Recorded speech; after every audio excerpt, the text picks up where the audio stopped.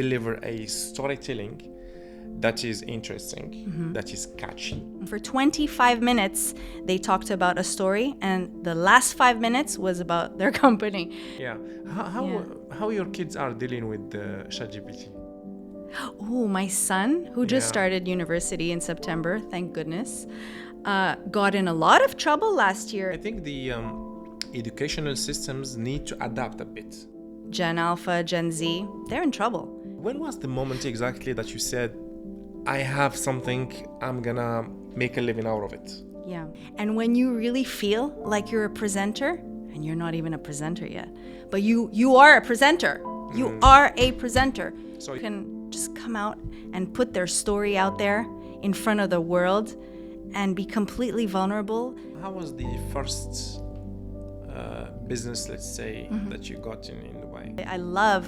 I love the energy and the vibe I get back from the audience, right? It's all about energy in the end. It's true.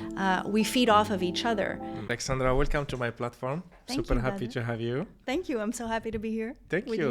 So you are Moroccan, Algerian, Canadian, And Armenian. and Armenian. Well, actually, I'm Canadian, Okay. born and raised in Canada, but my father is originally Armenian descent, and my mother is half Moroccan, half Algerian. So how we can say it, welcome to my platform with Armenian language. Oh, shoot, my Armenian is very rusty. Pariyegats. Pariyegats. Pariyegats. So marhaba, Merci. bienvenue. So tell me a little bit about your story. Who is Alexandra? Well, I'm born in Montreal, Canada, and I have been living in Dubai for 6 years now. But prior to Dubai, Dubai is actually our 7th posting. Okay. So we left Montreal 20 years ago, my husband and I, and on to our first expatriation. So we've lived in Algiers, Cairo, Hanoi in Vietnam, Manila in the Philippines, Okay. Doha in Qatar, and now Dubai. So what makes you travel the world? Well, it's actually my husband's job that takes us around, and I am the trailing spouse that finds different work in every city that she ends up in. So Okay. different jobs, different places. All right. So I saw you are a keynote speaker, you are moderator, and you are host event. And I saw that you did a lot of things for COP28, Forbes Sustainability Summit, and the list goes on and goes on. So tell me, what is the secret to connection with people when you have a big audience? What is your secret to connect with people? So this is very recent for me to get Yeah. up on stage and to host events. It's going to be 3 years next month in March. For me, I have no formal training in public speaking or in communications. But for me, what makes me successful, I believe, is my relatability to the audience. So that connection that I have with them is, I think, my skill.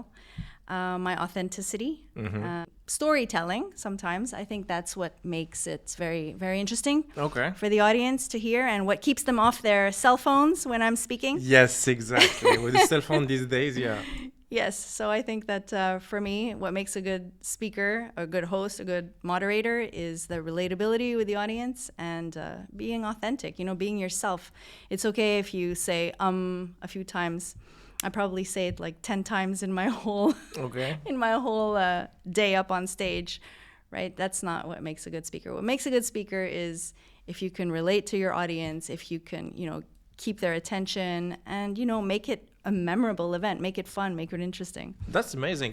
How you can make, because I know that most of the people that they are feared of death and public speaking, and public speaking is the second one after death.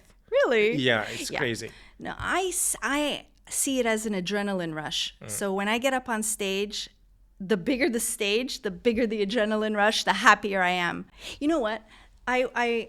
I think that if I don't know anyone in the audience, you can think what you want of me. Take it or leave it. This is who I am. This is Alexandra Topalian, right? Okay. But if I know the people, if I have to speak at a wedding and give a speech and people know me and I know them, then I'm more cautious and more nervous. And yeah, Strange, isn't it? It's really strange, huh? Yeah, but if I don't know you, if I don't know the people in the audience, then I have this self-confidence. I don't know, I can't explain it. I feel good. I feel good on stage. It's like an adrenaline rush, you know? It's Okay. Yeah. So in front of 300, 500 people, and some of them, they are on their phone. So what is your reaction? Let's say, for example, they are in front row. Yes. And you see people, they are distracted by their phone. How you can collect back, their energy and their attention? Is there any techniques?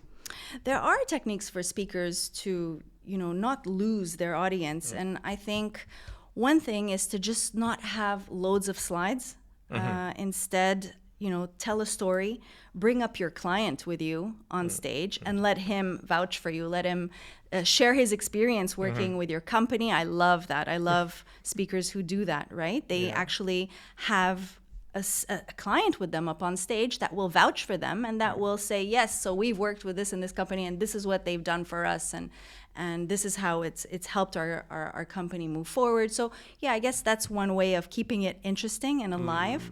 Asking questions to the audience, That's nice, if you see that you're losing your audience, ask a question like, how many people here could, Okay, so you have some kind of techniques to bring them back. Yes. Yeah, okay. Or post-lunch Zumba is my personal favorite. Just kidding.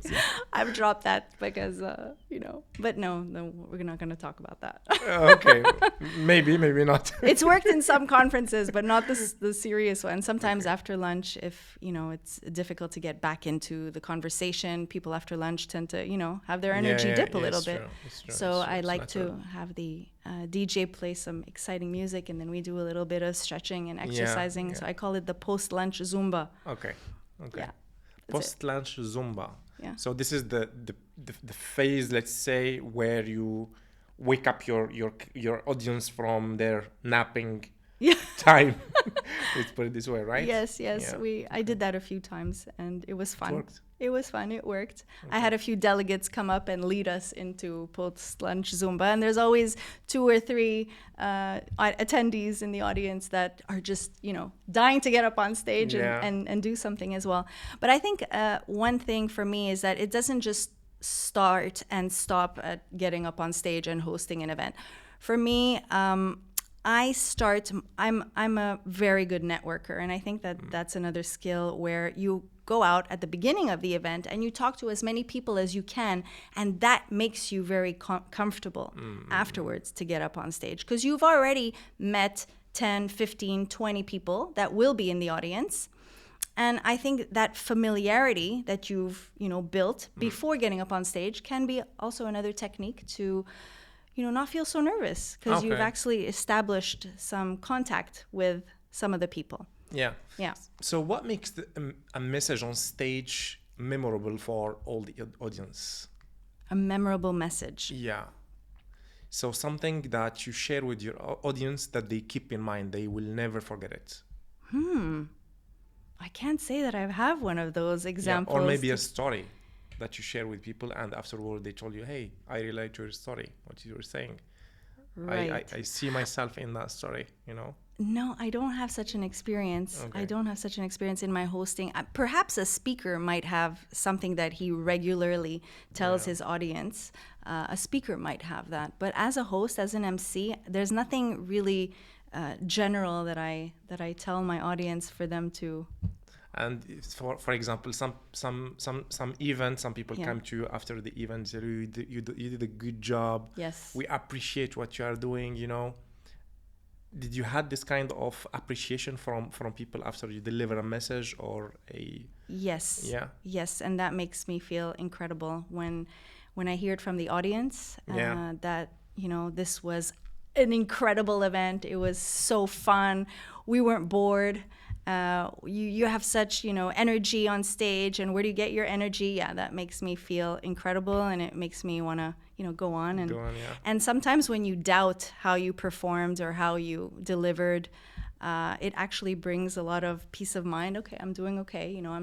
I'm not by any way, shape, or form an expert. I'm not a presenter by trade or by courses in journalism or communication. So for me, I think that has really justified that okay, I'm doing okay. I'm doing a good job, right? So people can like me on stage, they can relate to me, and the hearing it from the conference producers, hearing it from the people who hire me to host their event, that is very important to me, because I want them to see me as their crutch, right? Someone that they can rely on.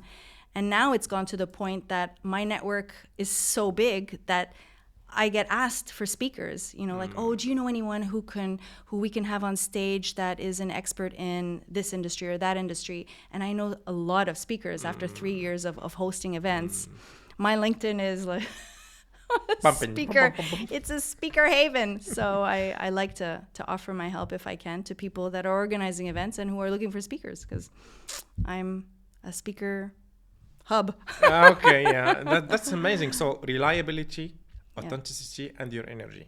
Yes, absolutely. And my conferences never end late. So I'm very diligent with the timekeeping, right? Or else we're going to finish the conference at 7 p.m. So if you are on a panel and you've been allocated 40 minutes for your panel, if you're the moderator, I make sure that, you're aware that, you got to watch the timer, or else I will have to, put an end to it. I'll give you a little sign that you have 5 minutes left. So I think that is a very important skill. If you're going to be up on stage and hosting an event, you've got to make sure that, everyone respects the speakers coming after them, because imagine the last speaker will have nobody watching him or her at 5 p.m. or at 6 p.m. Everyone's going to be gone. So I think that's an important thing to be mindful of. Yeah. So you think, because you told me you didn't had any training for public speaking or mentoring program, so you think this is a gift that you have? I think that a lot of very good MCs and hosts don't have formal training, but what they do have is charisma. Yeah. And what they have is this confidence to just go up on stage and captivate their audience, right? I do study a lot. I do read a lot. And I think that is something very important. If you're going to go up on stage and talk about a certain topic or moderate a panel on green hydrogen or whatnot, you have to know what you're talking about. Yeah. So I definitely do a lot of reading, a lot of preparation, and Okay. Yeah, that's it's good to hear that, because I believe some people, they have the gifts, and some people, they need to prepare for it and to work for it. Okay. And according to what you're saying, I think you have this gift of outgoing speaking. So when was the moment exactly that you said, I have something, I'm gonna make a living out of it? Yeah. So I've watched presenters on stage, and they are fantastic at delivering, right? But they don't necessarily have relatability. They're fantastic at, reciting the lines. They can remember the names, and that's I love listening to them, right? And I look up to that. But that's not necessarily what makes you shine on stage. What's going to make you shine on stage is that connection, right? It's not. It's a broad spectrum of skills, and I think that I always wanted to be on stage, and I always had this gift, if you want to call it, or skill of being highly, a performer. Whether it was dancing on stage, or I used to be in a band in my early 20s. I always liked to be on that stage, right? So today it's dancing, tomorrow it's presenting or hosting, and I enjoy it. I love the energy and the vibe I get back from the audience, right? It's all about energy in the end. That's true. We feed off of each other, and I can sense their energy. I play a lot with my voice as well. Yesterday I was told that I was a very loud speaker. And I said, well, that's so that you don't fall asleep, sir. So, yeah. Oh, that's interesting. And you think this can be applicable for when you have an audience in front of you and when you are in front of camera, for example? If you are recording, for example, a video. Do you think is the same? Because when you have audience in front of you, you have their energy, you have their eyes, you have their body language. Yeah. So you can feel, you can see, you can hear, right? But if you are in front of camera, is there any other techniques, I would say, Or how you manage if you are in front of camera and recording? I personally realized that I wouldn't get my fix from being on television or being on radio. I get my fix from a live audience. So for me, that's I realize now that, at first I was thinking, oh, maybe I'd like to be on television or I'd like to be on radio, but no, that's not for me, because I won't get that, what I'm looking for, right? Yeah. The energy from the audience and the connection. I think that you have to do a lot more thinking on quick thinking, on the spot thinking when you have an audience in front of you. You have to be very adaptable, depending on the feedback that you're getting from them, or I don't know how it works on television and radio. Perhaps they can cut and take two. I don't. Or if it's live to feed. Yeah. But definitely a presenter on the radio and on television has to be well prepared. Yeah. Yeah. And in front of your camera, for example, you have a message, you are traveling and you have some message and you want to broadcast it to your followers, for example, through your phone. You think you will need this energy from people to share out your message, or you will just share it with your energy and you are sure that your audience will relate to what you are saying? I think the tone of voice, yeah, the eyes, the smile can definitely portray the emotions that I'm feeling and can probably transcend through. So I think it's important. The nonverbal cues on my face when I'm recording that message would probably share a lot of what I'm saying or what I'm feeling. Yeah. I think it's a challenging exercise. I remember the first time when I recorded a video, it was on YouTube, and it was really strange because I didn't have people in front of me, to read them, to see their reaction, to adjust my message. And then I said, as you said, authenticity. Yeah. I said, okay, I am authentic. I have a message. I'm going to share it. And I think from people to people, they are different. The way how they get their energy. For example, you, if I understand very well, you get it from your audience. For me, I'm getting from the bottom of my heart. I have a message, I need to deliver it. I don't care if people, they are judging me. I think something about me, I think with age, I don't aim for perfection. I don't. I stopped maybe at, I don't know, I think when I turned 40, 45, I'm 50 now. I think that I don't expect perfection from myself. So it's okay if I make a mistake. It's okay if I don't say it exactly the way that it should be said, or if I forgot that line, or if I said 2-3 times in my sentence. I'm very kind to myself. I love myself, and I accept myself with my, my defaults, my faults, my weaknesses. But in the end, we're all human. We're all going to make mistakes. That's beautiful. So, that's super beautiful. Yeah. How did you reach this conclusion or this statement? I don't know. I think as you get older, you become more confident. Yeah. Yeah. I didn't have this confidence before. But now it's just take it or leave it. This is, I'm happy, right? I'm happy, and I know that I can make other people happy. And I think, what purpose is it to me to knock myself down, right? It's just going to build more insecurity. I'm going to do a terrible job on stage, and it's not pleasant. I don't want to feel that. And the day that I feel that, I won't be doing this anymore. Yeah. It's going to be time to move on. From where did you get this confidence?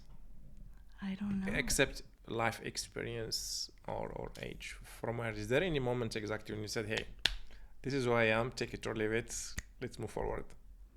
No, I think I've always been like this. Okay. I think I've always been like this. Yeah.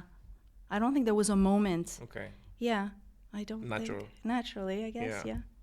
I'm an Aries. I don't know, does that make a difference? Okay.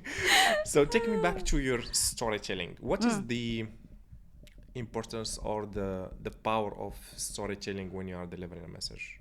Yes. So storytelling is an interesting way of sharing a message with your audience or with a person, right? So it breaks it down. It's easier to understand.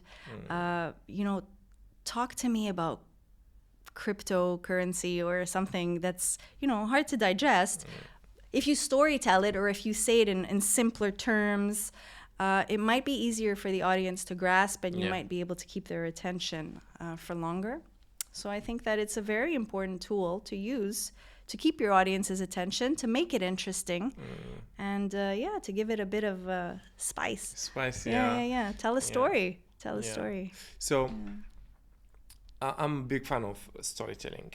And what I discovered, or what I noticed, is in some areas, some expertise, some people they're having difficulties, to come up with the storytelling. For example, people are doing cybersecurity or doing crypto, how they will deliver a storytelling that is interesting, that is catchy, and at the same time talking about their business. Yes. So last week at the cybersecurity forum, as the CISEC in Doha, a company went up on stage and they had 30 minutes. And for 25 minutes, they talked about a story. And the last 5 minutes was about their company. And the audience was, absorbed into this huge cybercrime that occurred. I won't say... it was such an interesting story, like a true story about cyber threat actors and what they did to, a nation, how they brought it down. And it was very interesting. And only at the last 5 minutes did he bring in his company and very briefly specify how the company aided that nation to recover, and said, our booth is right there. Booth 305. You can come and talk to us. Wow. And that was it. And I love that. That's super powerful. It is. Yeah. Because a lot of people are there to brag, and they talk about technical jargon for 25 minutes that they've been allocated, but did they ever miss the boat? They missed the boat. Yeah. So I believe... There was no impact. Yes. That impact was lacking. Yeah. So I believe sometimes people, they go straight away and they start to sell, the product without paying attention to the pain points, to the challenges. They go straight away to say, hey, I have this cup, you fill the water and they will drink. But I think this is not the way how you sell a cup. You started with, if you are thirsty, what do you need? So storytelling, it's still, I think there is a lot of business to be done to teach people how to do storytelling for the tech industry. Ask ChatGPT. Yeah, I love ChatGPT. I'm using it a lot. I do too. I love it. He's supporting, but I think there is limits for ChatGPT. You have a he? Huh? Your ChatGPT is a he? Is he? Is a he? Yeah, is a he. Yeah. Oh, mine is a she. Yeah. So I don't know if I make it she, what will be the outcome? It's a joke. So it's a machine at the end of the day, right? Yeah. And okay, we can talk about ChatGPT. I think ChatGPT is limited when it comes to the emotions. He cannot deliver emotions. He cannot read people. And I was playing with ChatGPT a lot, and I was asking ChatGPT to go deeper into the pain point, into the problems, but it's very generic. It's nothing from life experience. If I'm sitting with you and I'm telling you, hey, why did you start to go to the gym? Why you start lifting weights? Tell me, I want to go, to look good, but it's not about looking good.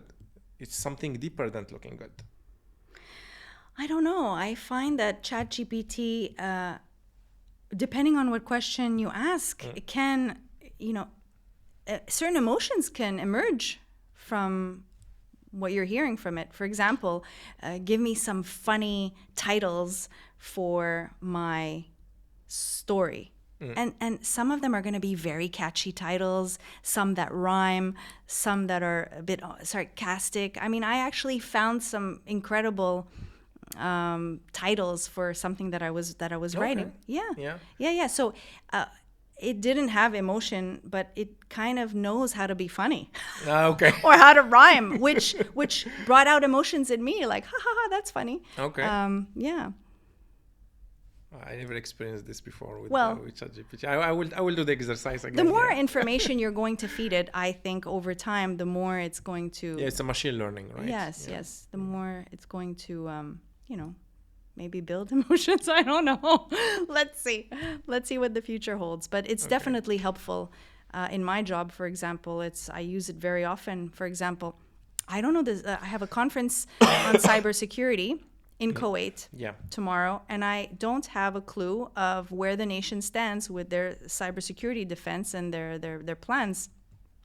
So I asked ChatGPT, and it gave me a brief, description of where Kuwait is at with their cybersecurity program. Okay. So it saved me a whole lot of time. I didn't have to go on Google and do a lot of research, read articles. It pretty much, globalized everything into one, and it read it to me while I was doing something else. So I was listening to it while doing another task. So it was great. How accurate was the information? It was super accurate, or just generic? I think, well, it didn't have any specific numbers, Yeah. which I probably wouldn't have, taken very seriously, but it had a lot of global information. But this is very useful to me because I'm starting from zero.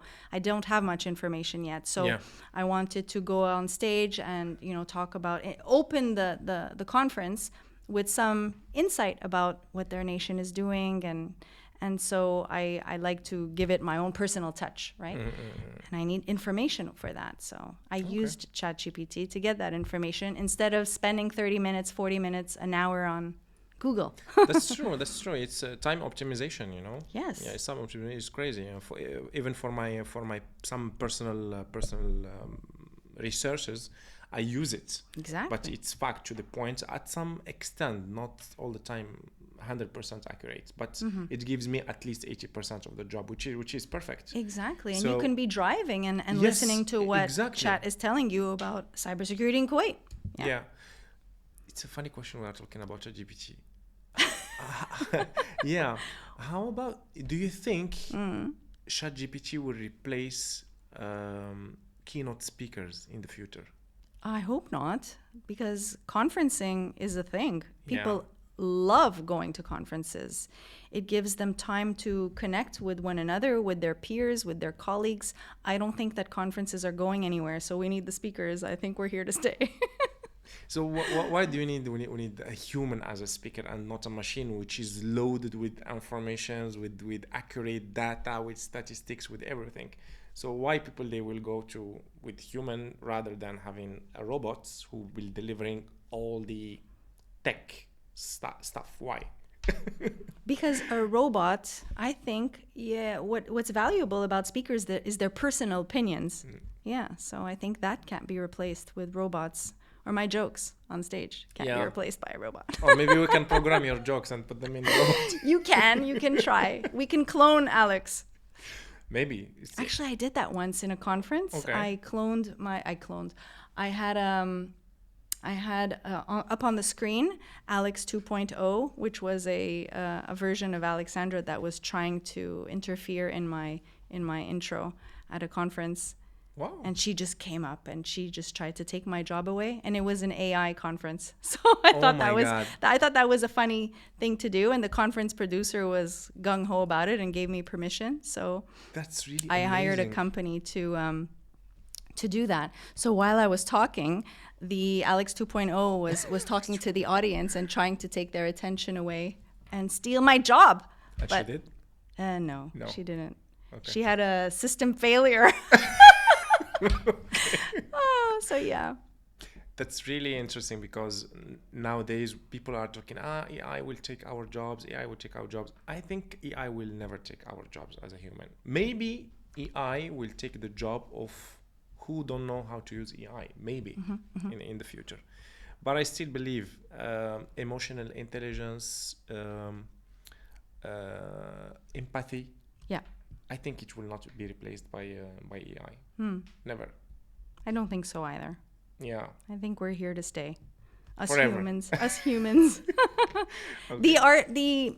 The art world is in danger. I think cinema, art, digital art is strong, and a lot of artists are feeling threatened by artificial intelligence. So let's see what that brings us. I'm not an expert in the field, so I can't really talk much, but I hear a lot of artists upset at how AI is, I won't say replacing, because it never can replace Yeah. a beautiful piece of art. But personally, I find AI art, digital art, interesting, Yeah. very interesting. And I sometimes can't tell the difference, right? Sometimes when you see the picture of a real person and the picture of a digital art version of that same person, I can't tell the difference. No way. So there's that line that is probably being crossed in the art world that's threatening. Anyway. I never been exposed to that kind of, Yeah. to see the difference between the real version and the AI version. So the thing that I saw in the net, I can see that it's really generated by AI. Okay. But Well, those are the really obvious photos. it's super obvious. That, this is not. Yeah. How your kids are dealing with ChatGPT? Oh, my son, who just Yeah. started university in September, thank goodness, got in a lot of trouble last year in his last year of IB here in Dubai because he was using it. And luckily, he was in a very lenient school that gave him a lot of chances, understanding that kids are being exposed to this new way of working. But he was asked to redo projects several times because he was using ChatGPT all the time. Okay. Yeah, he was 17 and using ChatGPT to do his assignments, so he got in trouble a few times. Yeah. So what was the objection, let's say, from the school? Why they were not happy with your Because son it wasn't using his work. It was Chat's work, ChatGPT's work. Yeah. So when you have to write about, I don't know, the Civil War in the US and you ask ChatGPT to do the work for you, well, what exactly have you done, I think we cannot resist anymore to this. I think the educational systems need to adapt a bit, because I know that ChatGPT is a source of information at the end of the day, when we had Google before. So people, they were not resisting because we found the information on the net. So Badr, your generation and my generation are going to be okay because we've already built on our skills, on our writing skills, on our research skills. But Gen Alpha, Gen Z, they're in trouble because if they're going to have chat do their homework and their assignments, then what actual knowledge are they, going to have? Yeah, I get it. The only thing is how we can manage the new challenges with this new generation, because we cannot resist. We cannot stop ChatGPT. Well, we can, because the teachers have tools to know that a student used ChatGPT or not. I spoke to the teachers and they said, yeah, we put in the work into this app and the app tells us this work has been plagiarized in AI at 75%. Wow. At 90%. My son's was at like 98%. Everything. So I told him, my God, at least you could have changed a few words. He just copied and pasted. So yeah, they have ways to know. So how we can find a solution for these generations? We can't. They're not allowed to use it. I agree with schools. I think that kids need to do the work on their own, not using ChatGPT to do the work for them. We use dictionaries, right? When we needed to search for something, when we needed to, get a piece of information, we would go on the web. That's a research tool, but ChatGPT is doing the work for them. So there's that fine line that cannot be crossed. Right? It's really challenging question. I don't have the solution for it, to be honest. I'm just thinking out loud because I have in this studio I have another guest, and her son also was catch using ChatGPT, and her opinion is completely different. She said it's a fact as of today. ChatGPT is here to stay. The student will be using ChatGPT. It's up to the schools to adapt and to accept the fact that ChatGPT, they will be doing the job, and maybe the schools or the educational systems need to focus on something else, such as, for example, okay, your son, he got 90% of the job from ChatGPT. Maybe he will go and he will start presenting, and to test here reflection and his own opinion on what he copy paste. I see what you're saying. Yeah. So he copy pastes the work and then he talks about the copy paste. To test how he's perceiving this information. If he read it first, if he digests it second, and then what is her output from this, from his research. This is what she said. I think. Yeah, no, I think I have a more traditional way of thinking. I guess I'm more old school than your previous guest. I disagree. I think kids need to do the work and not rely on AI to do it for them. So how did you manage with your son? I was on the side of the school, and I said I completely agree. He should be in trouble. Punish the child. No, they didn't punish him. So that's what I like about the school, right? It's a new technology. They understand that kids will be playing around, testing.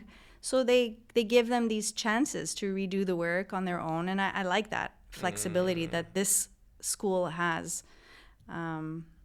They were supportive of the child, not punishing the child. So yeah. I don't know. Maybe the school that your previous guest was with was probably not as understanding towards the child. Yeah, they are children after all. Yeah, honestly, I don't know yet, and I don't know where this speed of implementation of this technology and the effect on the new generation will be. I have no idea. I don't have kids, so I don't know how I can manage this. If tomorrow I have a kid and the school is calling me, your son is using or your girl is using ChatGPT, I don't know how I'm managing this, to be honest. Yeah. But the only thing I believe, we need to give space to the kids for creativity. Yes. It should be some workshop. It should be something, I don't know, traveling to discover the world without their phone, a bit of philosophy, right? So, I think we need to reinstall a bit of ground educations to keep them really grounded. Basic, when I was in school, the teachers, they were asking me to write, how was my week, for example, Nice. This is creativity. I think in school these days, they don't ask this kind of things. I don't know. Yeah. I don't think they do. Yeah. Maybe I'm wrong. But there's other things now that our kids are doing that we never did, right? They have access to information that, my son and my daughter are 19 and 15, and they know a lot more than what I knew at 19 and 15. Yeah, because they have access to all this information. Yeah. So it's different. Times have changed. Yeah. Yeah, it's true. Yeah, coming back to our speaking and audience and stage, you met a lot of successful people, right? On stage or elsewhere. So what is the, let's say, 3 things that... 3 things. Or 4 or 5. Yes. I want to make it easy. Yes.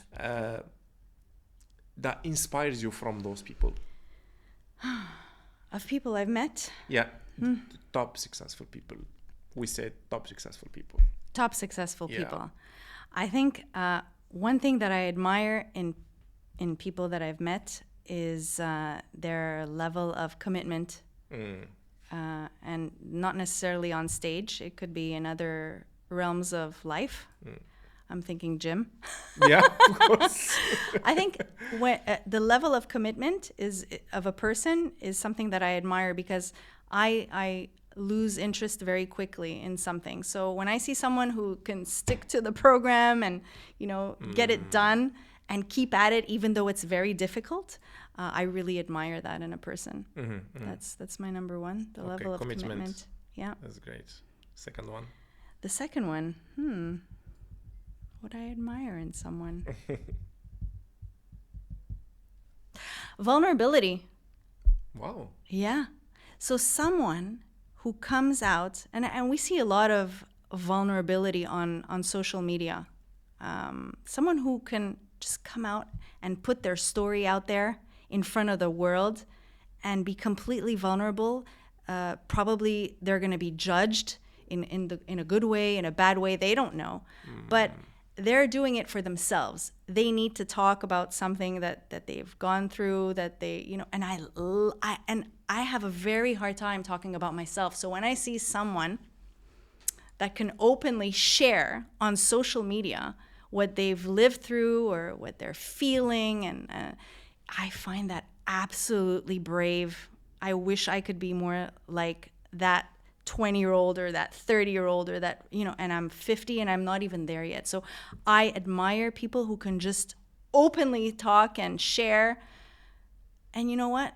I thought I was confident and I thought I didn't really care about what people think, but they are even more confident and more. So that is, So, okay, what do we have here? We have commitment. We have vulnerability. Can we just leave it at 2? I don't know if I can think of a third. I love the last one. You love the last one? Is everything. It counts for 6. Yeah, exactly. It counts for 10. Yes. But what's stopping you from, being like them, since they inspired you with their openness? They open the mic, the camera, and then they start sharing their life. I don't know. I guess I'm more of a private person. Yeah. People tell me all the time, "Oh, you're such a good listener." Yeah. I could tell you anything, and I ask a lot of questions. And I'm really good at that. But I don't know. I know I don't really talk about myself much. And if I do, I'll change the subject fairly quickly. Yeah, I can sense that. I don't know. Okay. I'm private, I guess. I'm private. Yeah. So I'm very open and social, and I love to network and I love to talk. But I'm a butterfly networker, right? Like I don't really go deep. Yeah. I love to meet a lot of people. I do. I just like a bee, Yeah. And then that's it. Okay. Yeah, I don't know. It's just who I am. I don't think it's a bad thing or a good thing. No, it is not bad or good thing. Yeah. It's just reality. Good. And You're more an introvert or extrovert person? No, I think I'm an extrovert. I think everybody knows I'm an extrovert. Yeah, I'm definitely an extrovert, but a private one when it comes to one's, personal stuff, I guess.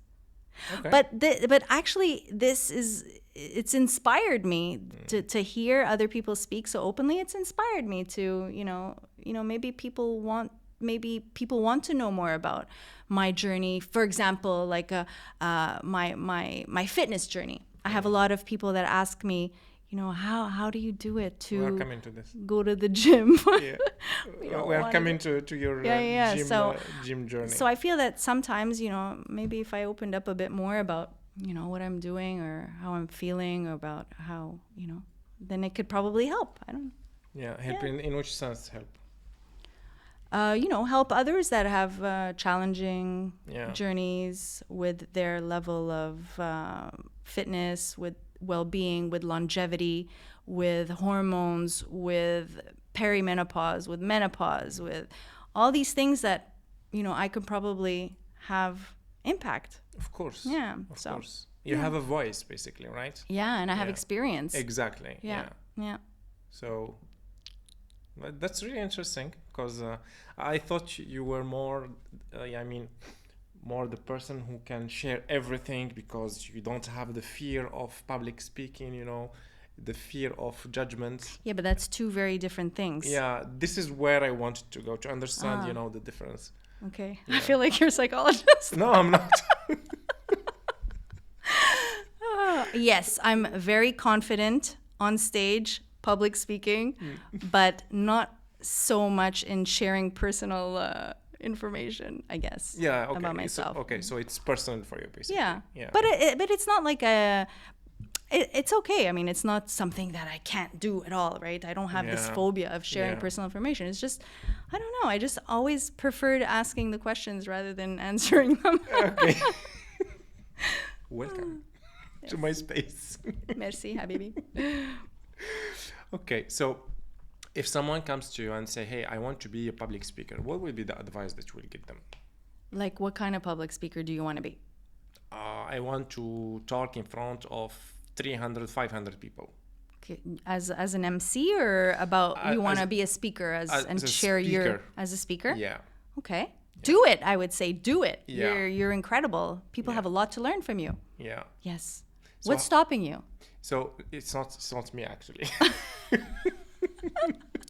Now imagine I came to you and say, hey, I want you to teach me how to go on stage, how to speak on stage, how to build this confidence, how to get this energy from people. So how you will take me from the hand and walk me through the process, Jeez. to be there. I'm not a teacher Yeah. on public speaking. I would say just be yourself. Yeah. You're incredible, though, just the way you are. Go with the facts. Talk about what moves you. Yeah. And yes, definitely prepare, right? And make sure that you can keep your audience engaged. If you feel nervous, don't look at anyone directly in the eyes. Yeah.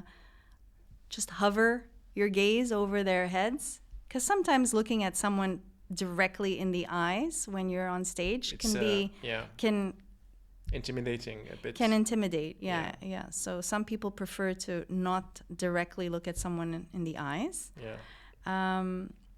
I would say to walk around the stage. Don't stand in one place. Yeah. Okay, that's amazing. Yeah. I would say do it. I think you are supernatural when it comes to public speaking because you didn't have any training, but you have the frame, you have the process, So why not share it with people to inspire them, Yes, to be in speaking space. Yes, but I'm not like the most conventional. I can't follow lines. I can't follow a script very well. Yeah. I would much rather speak freely than follow a script. But of course, if there is a script and I have to do it, then I'll read it. But I much rather speak freely if I can. Okay. Yeah. Okay. Let's jump to your gym and workout journey. Oh my goodness. Okay. Tell me more about it. Yes, it's a priority for me right now. Okay. Health, fitness, well-being. Okay. Yeah, So definitely. what made you take the, Yeah, I was never a gym goer. I was the partier, my first time in a gym, I was 40. Okay. So I met a personal trainer, and the journey started from there. And so there's zero, I'm not going to say zero, but my level of commitment and no, I'm not going to say commitment. Consistency is not my strong point. So I'm not very consistent. I'll do it for 3 months and then I'll stop for, So last year, 2024 was a very, very busy year for me. I worked hard, right? I had a lot of events. I even had to, give events to other presenters that we work together, right? Very, very difficult to remain consistent. And I gained a lot of weight and I didn't go to the gym for a good 6 months. So I felt terrible. So now that I started again, it's my priority. I'm working less. I'm training more. That's great. And I think it's the most important thing for me right now is how I feel in my skin. And it's not about making money. It's about looking good and feeling good. Yeah. Yes. Yeah. And it's about being strong. For me, muscle mass is a very important thing. Building a strong back will ensure your old age, right? Yeah. So building muscle is very important, especially at my age. Okay. Well, yes, I we're think losing muscle mass. We're just... there is a study. After 40, we lose 1% every year. Exactly. Yeah. After so we have 40, a double fight, from 40 years and. Yes. Yeah. And it's not enough to do treadmill running, Pilates. It's not. You have to lift weight. You have to lift heavy weights to build muscle. And a lot of people feel that they're gonna get big and but no, it's so important to lift heavy, right? And every time you accomplish a goal, you move from one dumbbell to the next. And I love that progression. I love the way it just makes This is a good message for everyone who wants to go to the gym. Take inspiration from Alex. So again, the age is just a number, just yes, starts age anything is just in a life, number. right? I don't feel my age. Yeah, it's like gym, it's like business, it's like anything in life. Right. So we can start it. Absolutely. Yeah. You can start working out anytime. It's very important to have a personal trainer, I think, because a personal trainer is going to push you, and you wouldn't push yourself like a personal trainer will. Yeah. So it will hold you, or he or she will hold you accountable for your journey, right? Yes, Yeah. yes. You feel like you have to show up because personal trainer is waiting for you. Yes. Yeah. Yeah. So definitely, invest in a personal trainer. I'd much rather invest in a personal trainer than buy clothes or shoes. Yeah, that's a good investment. I think the best investments is when we are investing in ourselves, right? For the gym, for training, skilling up ourselves, you know. Absolutely. I think it's yeah. And I'm a big eater, right? I eat a lot. So if I don't train, there's a problem. Okay. Oh, yes. All right. So definitely for weight control, for muscle building, and for cardiovascular health. Oh, that's nice. So tell me, what is the dream? The dream? Yeah. The dream is to age well. My worst fear is being in a wheelchair.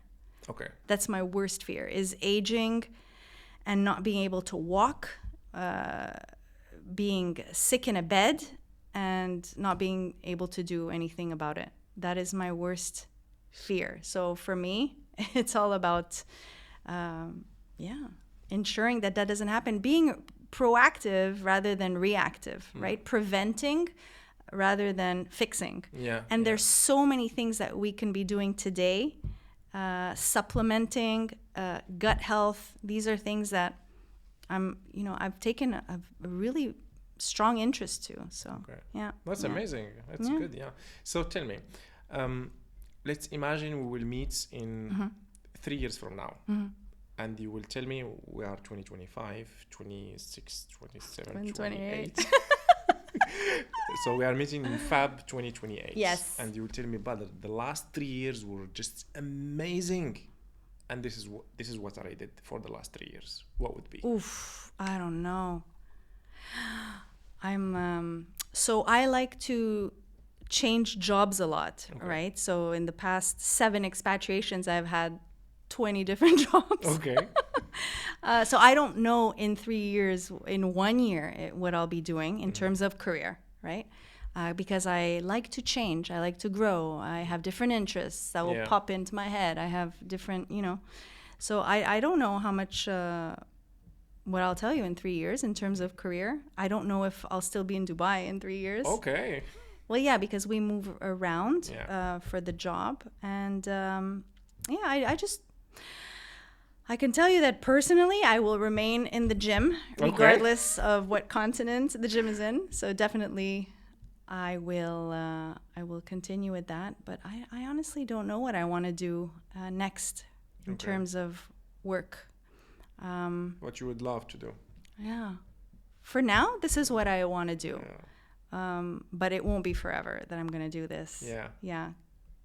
Yeah. You have any plan in mind? Some people are just, they like to do different things. Yeah, of course. Yeah. I've had the luxury of living in different countries and having different work experiences as well. Yeah, and the diversity also, when you travel from a country to country. Right. So what you learned from the last, let's say, 2 countries that you were living in? Yes. In terms of diversity?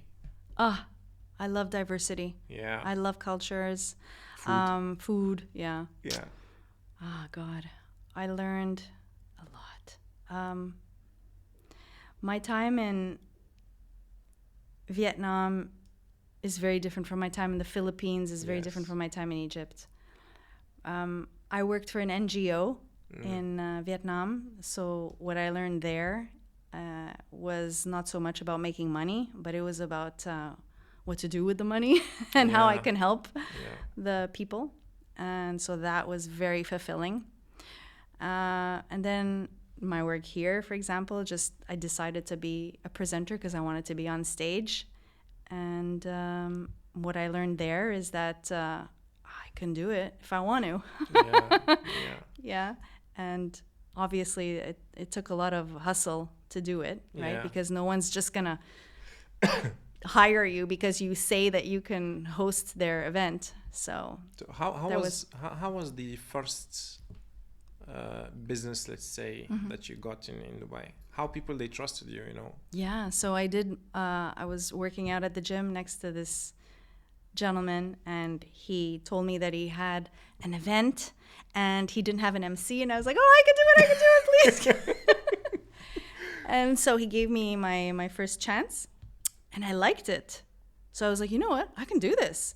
So Yeah. I built a portfolio, what they call a portfolio, but I had no footage, right? Because every client is asking you for videos of you speaking on stage so they could see if they want to hire you or not.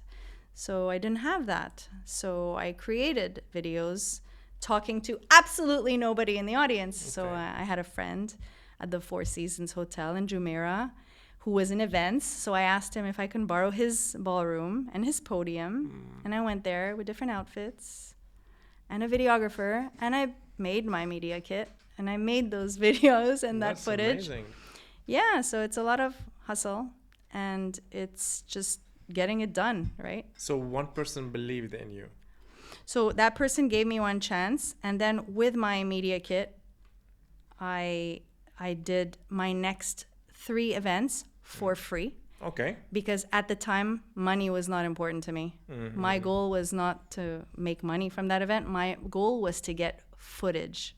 So again, you invested in yourself. Exactly. Yeah. So these are investments, right? So I saw it as, okay, you're gonna get 3 different stages, 3 different podiums, videos, incredible. Like it's just adding to my Yeah. And then from there, it just built. And I plant a lot of seeds as well. Like I do a lot of reaching out to customers, to clients, to event producers. And I do that in the summer months, like July and August. I am selling hard.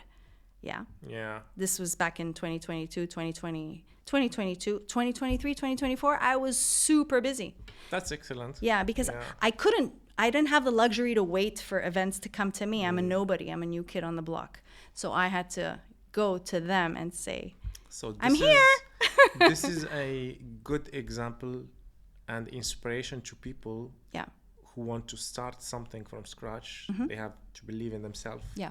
And they have to invest in themselves, right? Yeah. Yeah. And then to be in the places where things are happening. You are in the gym. So and this gentleman give you a chance, or Yeah. Yeah. Yes. And also this is manifestation. I don't know if you've heard of this course. concept, Yeah. but it's very, very real. And when you really feel like you're a presenter, and you're not even a presenter yet, but you are a presenter. You are a presenter. so You are come seeing across you as a are seeing presenter. yourself there already. Yeah, like you're already talking like one, you're projecting yourself as one, you're selling yourself as one. You really believe that you get it. That's beautiful quotes. Yeah. It's beautiful. But it's the truth. Yeah. It's the truth. Spiritual alignedness. Dawn is like, I was following this lady on Instagram, and everything that she was preaching was the truth, and it was happening. And I was like, it was like a ball, a snowball that just kept going and going and going. And yeah. That's beautiful. You know, there's a saying in French, tu sèmes ce que tu récoltes. Yes. Like you plant seeds and then you sow what you seed. No. Yes. Yeah, you collect back what you. Sorry, French is my mother tongue. Yeah, so I think it's a mix of believing in yourself, manifesting it, and also planting all these seeds and hustling. Doing the job, basically. Yes. Yeah, doing all I the believe legwork. I believe a lot in manifestation and prepare the work for it. I have a quote from Tony Robbins. Actually, I attended some seminar for Tony Robbins. And one of his quotes about the identity, he said, I don't know exactly what he said, but the meaning is, if you want to be someone, you have to create the identity of this someone and act and do the work. It's like you are this person already. Yes, very true. So don't wait to be this person to do the work. Is the opposite. Yeah. So it's kind of creating the identity first, working towards the identity, and then the universe and the law of manifestation and law of attraction, Yes. will support you to go there. Absolutely. And there's a lot of other, key people that had a lot of impact, like PR agencies that talk a lot about branding, your personal brand. Maha Bulanin, who talks about, how to keep going, how to keep moving, and you building your brand and your identity, and how that, plays for you. It actually is something extremely important to build your brand. So yeah, I love it. yeah. So thank you so much for your time. You're very welcome. It was really amazing. Thank you for having me. Yeah, anytime. So I would love to have more time. Yes. And I think there is a lot of things to be discussed further. Thank you, Badr. It was so fun. I had a good time. Thank you so much. Thanks. Thank you.